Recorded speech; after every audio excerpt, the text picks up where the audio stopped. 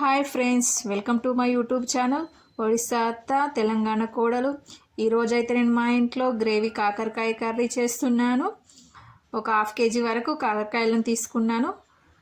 మధ్యలోకి ఇలా కట్ చేసుకోవాలి, మధ్యలో ఉన్న గింజల్ని తీసేసుకోవాలి. మసాలా పదార్థాల కోసం ఇవన్నీ తీసుకుంటున్నాను.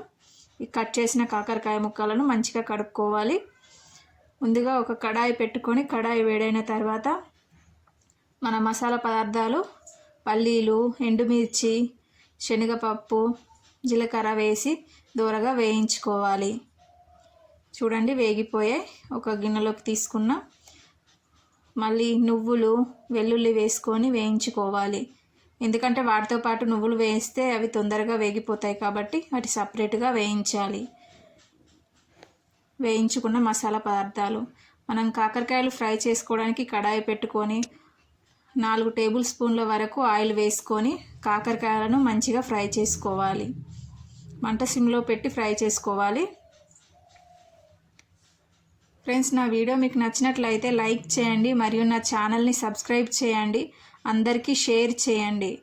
మనం ఇందాక వేయించి పెట్టుకున్నాం కదా మసాలా పదార్థాలు, ఒకసారి మిక్సీలో వేసుకొని మెత్తగా పొడి చేసుకుందాం.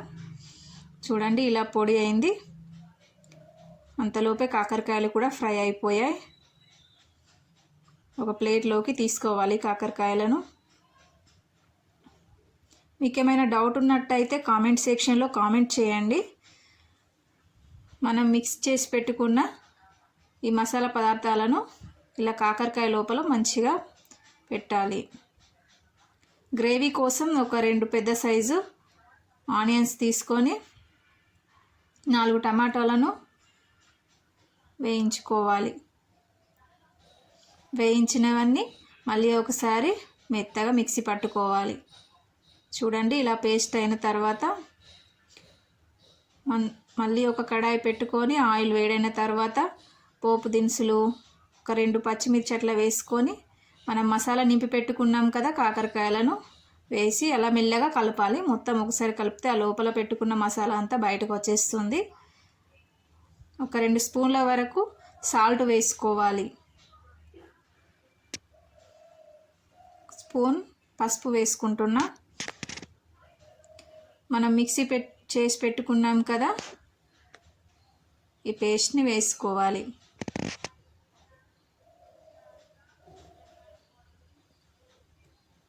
ఇలా చేస్తే చేదండి ఎక్కువగా ఉండదు.